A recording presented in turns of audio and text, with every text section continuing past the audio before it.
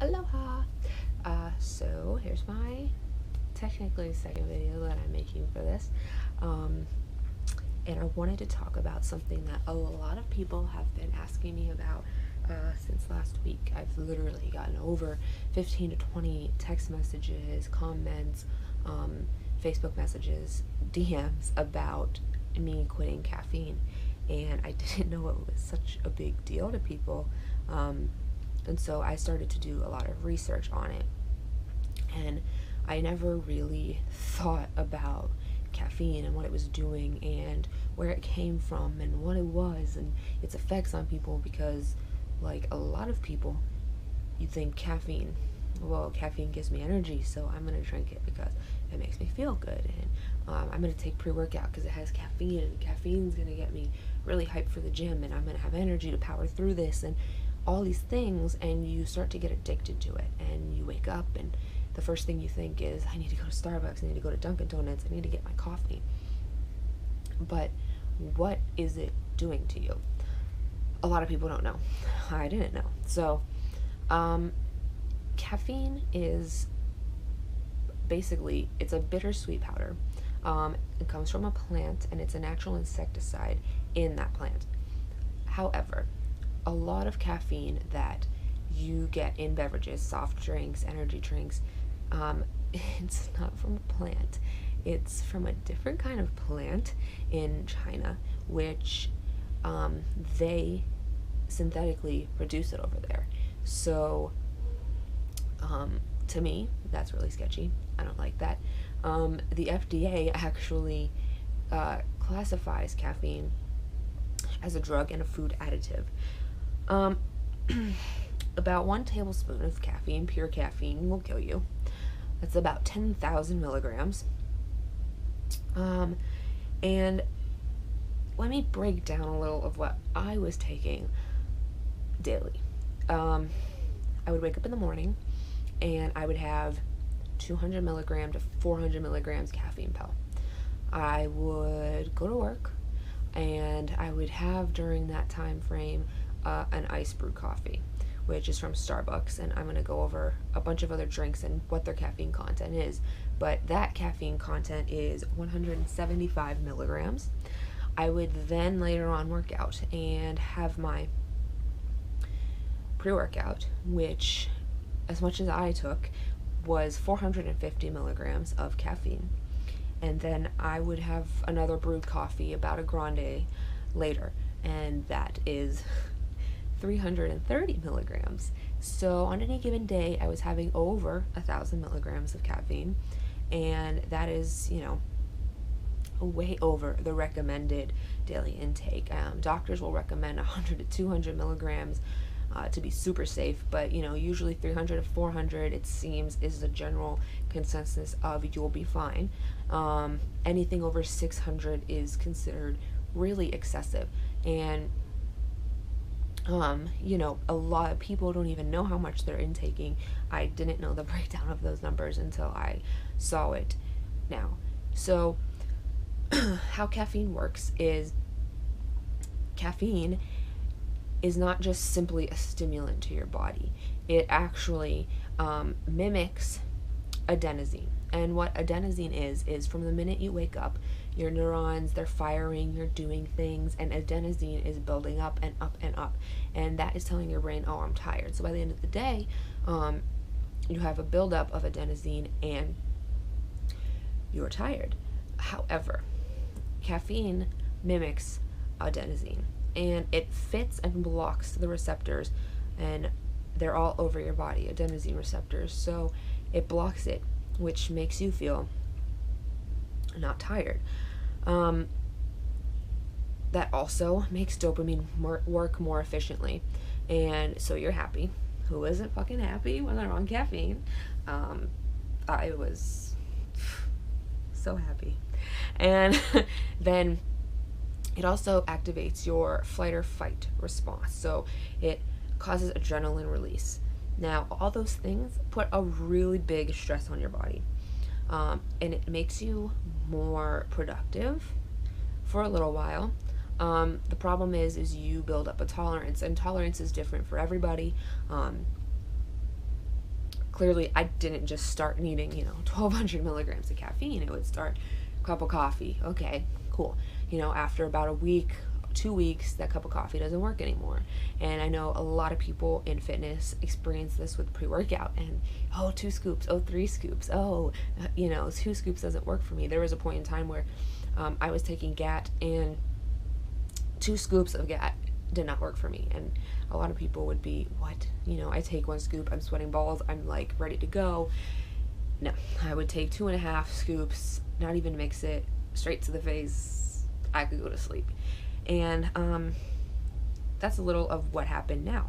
So what I was experiencing, I was experiencing caffeine was making me more tired than I already was. It was putting so much stress on my body that I would take my pre-workout, walk in the gym, and I was yawning after like one exercise. I wanted to go to sleep. So I found a lot of people have this experience when they are highly addicted to caffeine and they overuse it. They experience these things. They take it, but it makes them the opposite. It makes them tired, and that is not good. Now, one thing your body does when you have all that caffeine is it creates more adenosine receptors. So that's going to be a problem here when I talk about quitting caffeine. And that's how you build tolerance is, it creates more adenosine receptors, and you need more coffee to fill those receptors, or else you're going to be tired. So you can quit 2 ways. You can quit cold turkey, or you can wean off of caffeine. I chose the cold turkey route because to me, caffeine to me works the same way people experience alcohol, which you're tipsy, right? And you've had a few drinks, you're feeling good, and you want to hold that level of tipsy. So you have a shot, and you're still feeling good, hasn't really hit you yet, so you have another shot, and before you know it, you're passed out and you're fucking drunk. And that's how caffeine works for me. I would have a 200 milligram pill, and I'm awake, but I want to keep staying awake because now I'm kind of fading. So I have more caffeine and more caffeine and more caffeine, and before you know it, I'm intaking 1,300 milligrams of caffeine, and just no good. It's not good for your heart, it's not good for you, and it's a serious problem that people don't think about. Over time, it really, really, really, really wears on your body, and that is evident in withdrawal. So I decided to go cold turkey, with the exception of the first 3 days. I had 65 milligrams when I was intaking Excedrin migraine, and you will feel like you're dying. And if that isn't evidence enough of the fact that this shit is not good to be addicted to, I don't know what is, because you stop taking caffeine, you stop drinking your coffee, and you feel like you're dying. And people experience this. You don't have your coffee, you have a migraine, you have a headache. So the first 3 days for me were really, really, really bad, and that's where a lot of people just give up on stopping caffeine, because why do you want to live like that? I was literally on the floor at work Googling withdrawal symptoms. Everything was telling me you're going to feel like you're dying, which you feel awful. Your muscles are sore, your body's tired. All this influx of adenosine to these receptors are telling you you need to go to bed. You're tired. So I've even heard people get nauseous. I didn't get nauseous, but people get nauseous. They want to throw up. You're really fatigued. And if you can stick it out for 3 days, you will make it.